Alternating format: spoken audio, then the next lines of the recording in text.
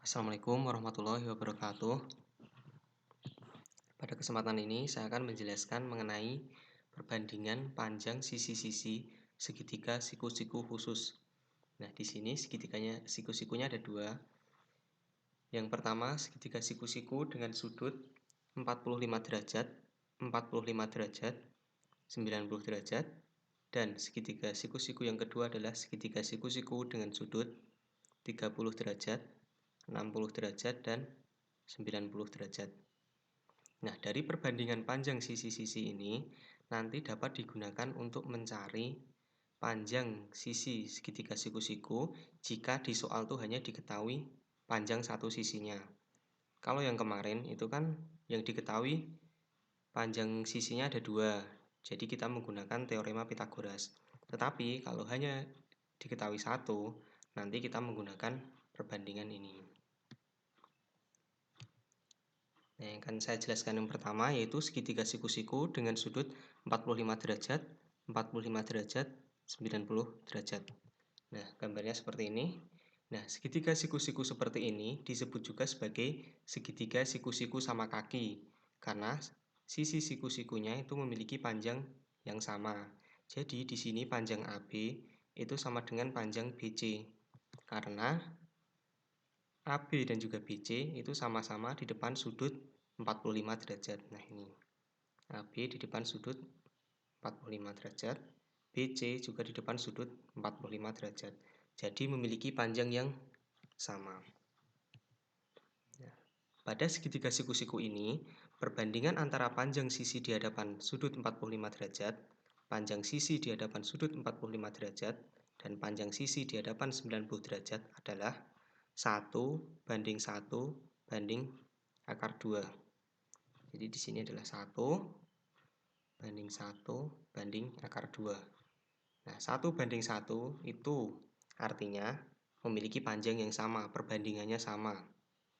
Nah, akar 2 ini diperoleh dari ini. Dari teorema Pythagoras diperoleh seperti ini. Nah, langsung saja ke contoh soal. Panjang sisi miring segitiga siku-siku sama kaki adalah 7 akar 2. Tentukan panjang sisi siku-sikunya. Nah, jadi bisa digambar dulu. Segitiga siku-siku sama kaki seperti ini. Terus mempunyai sisi miringnya 7 akar 2.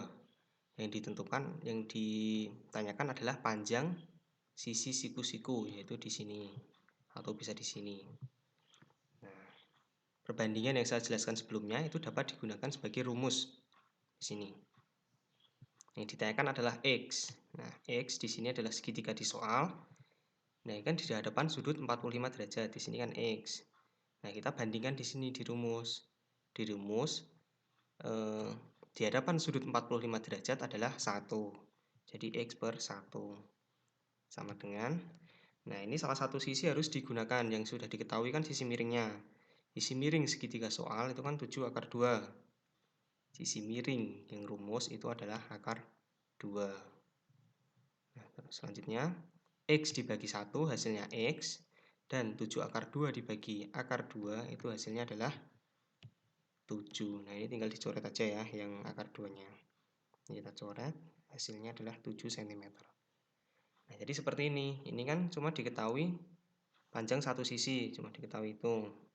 Jadi dari perbandingan ini kita dapat mencari sisi yang ditanyakan, meskipun hanya satu yang diketahui. Nah, soal yang kedua, segitiga siku-siku ABC ini harusnya segitiga siku-siku sama kaki, begitu ya. Nah, ini sama kaki.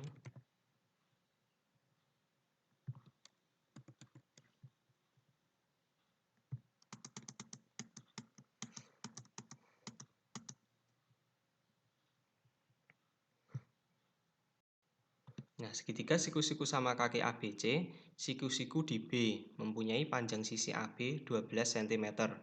Tentukan panjang AC. Nah, bisa kita gambar terlebih dahulu.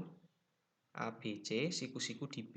Nah, panjang AB itu adalah 12 cm. Yang ditanyakan panjang AC atau sisi miringnya. Nah, bisa menggunakan rumus ini lagi. Nah, yang ditanyakan adalah X. X di sini adalah sisi miring segitiga soal. Nah, sisi miring segitiga yang rumus itu adalah akar 2. Nah, terus 12 yang di segitiga soal itu kan di hadapan sudut 45 derajat. Nah, di rumus di hadapan sudut 45 derajat adalah 1. Nah, bisa kita kalikan silang.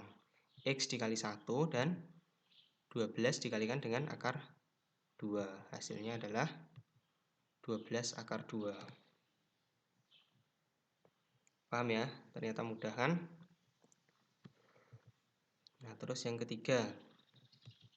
Nah, jadi di gambar seperti ini, kita disuruh untuk menentukan panjang sisi siku-siku, atau kita disuruh menentukan AB.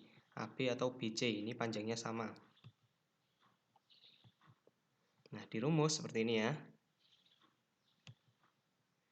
Nah, 40 itu di segitiga soal. 4 ya, ini kan sisi miring ya kan. Di rumus sisi miring adalah akar 2.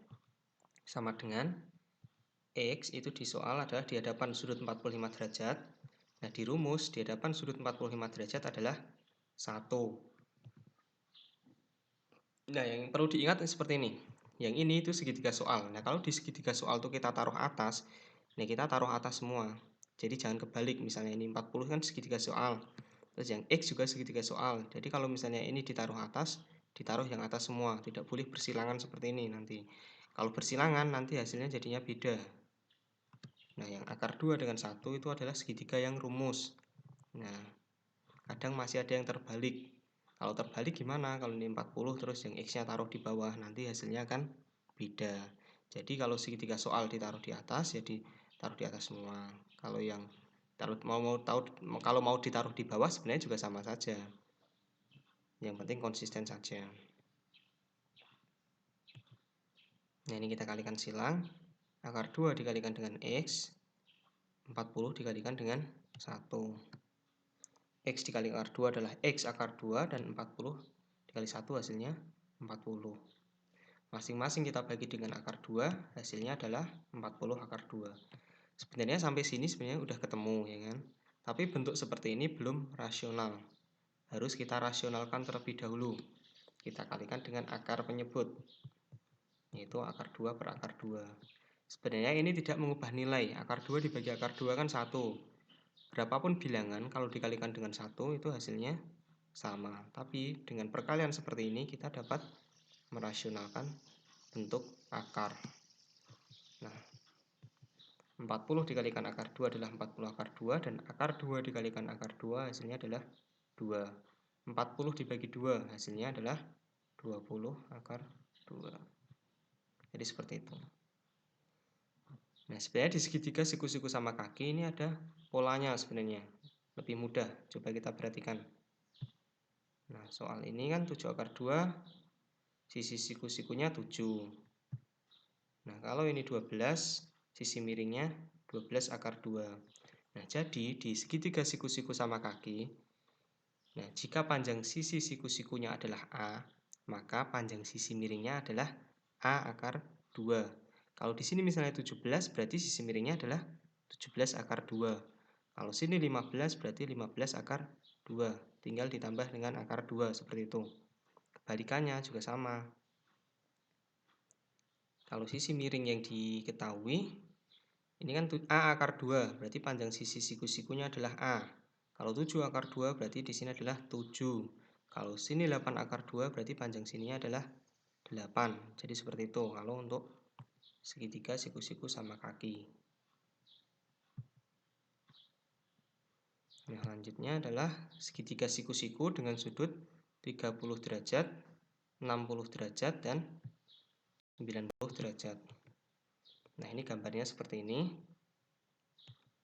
Nah, pada segitiga siku-siku seperti ini, perbandingan antara panjang sisi di hadapan sudut 30 derajat, panjang sisi di hadapan sudut 60 derajat, dan panjang sisi di hadapan 90 derajat adalah 1 banding akar 3 banding 2. Nah, sisi pendek itu sisi yang di hadapan sudut 30 derajat, itu adalah 1 perbandingannya. Terus di hadapan sudut 60 derajat itu adalah sisi yang tengah, maksudnya di antara ini kan panjangnya di tengah-tengahnya. Itu akar 3 dan sisi miring atau sisi terpanjang itu adalah 2. Jadi kita gunakan rumus ini untuk menyelesaikan masalah yang kalau segitiga siku-sikunya sudutnya ini 30 derajat. Nah, langsung ke latihan soal.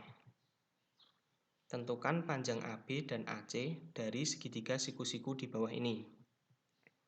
Nah, ini kan sudutnya 30, 60, 90. Berarti kita memakai rumus yang ini.